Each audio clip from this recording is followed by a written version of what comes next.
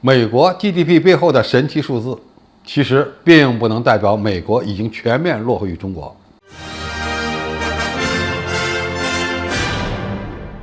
观众朋友、网友朋友，大家好，我是付天少。近日，网络上出现了一篇分析美国 GDP 构成的文章，并与中国的 GDP 构成进行了比较。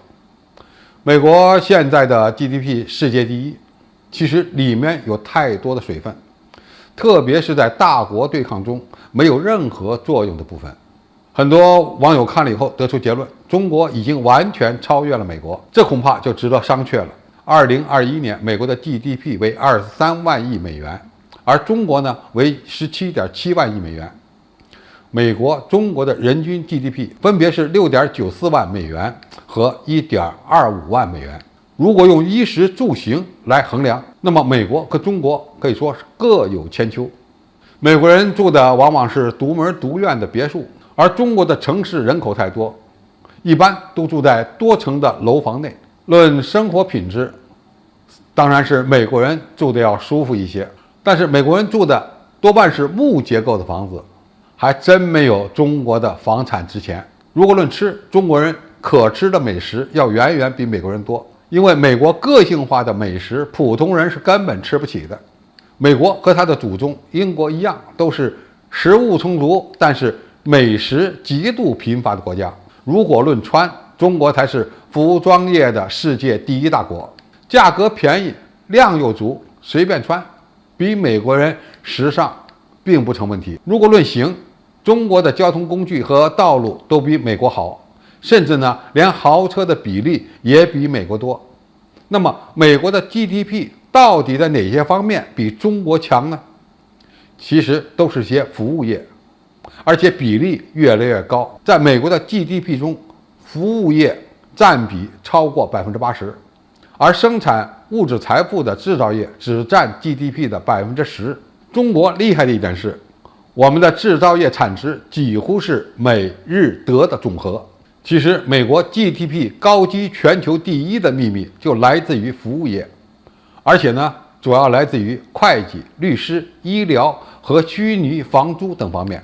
美国有65万名注册会计师，他们的年平均薪水为7.9万美元。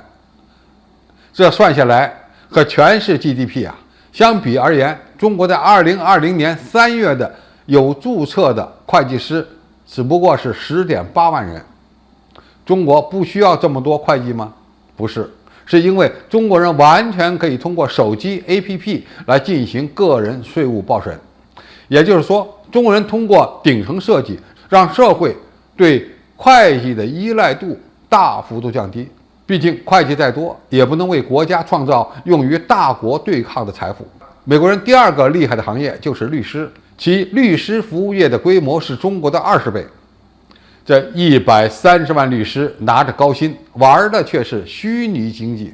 美国医疗占 GDP 的比例也高得很不正常，达到了16.9%，就是将近17%了。但是美国人的人均预期寿命比中国还要低，这合理吗？难怪奥巴马要改革医保，又被特朗普给改回去了。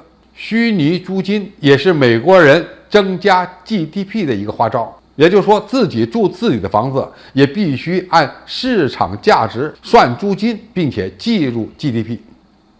如果中国人也把自己住的房子算成 GDP， 那么按照这么高的房价和大城市的租金，估计直接就能让 GDP 超过美国。说实话，美国 GDP 在虚拟化的道路上已经狂奔了几十年，现在要回也回不去了。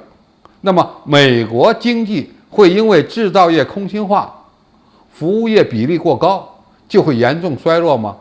其实呢，也不能这么乐观。美国有不好的一方面，也有值得中国学习的方面。美国的衰落是必然的，但是中国超越美国也不是短时间内就能完成的。一个国家是否强大，关键还要看能不能培养出足够多的人才。美国的大学教育在世界范围内依然处于领先地位，特别是美国大学在科研领域实力强横，值得中国学习。最后，美国拥有世界上最强大的军队，拥有美元霸权和金融霸权，正是因为这些，美国人才能够不断的超发美元，在一次次危机中收割世界，能够成功的转嫁危机。另外，我们要注意美国媒体的强大，美国好莱坞的软实力的影响也是相当大的。